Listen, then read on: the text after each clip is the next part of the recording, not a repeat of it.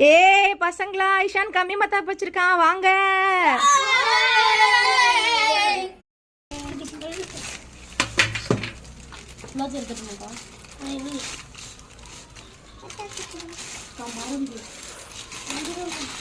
Wow.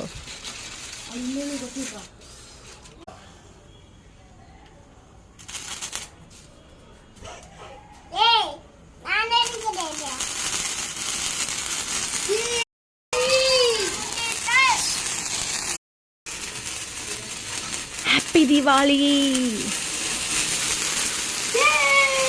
Happy Deepavali சொல்லு.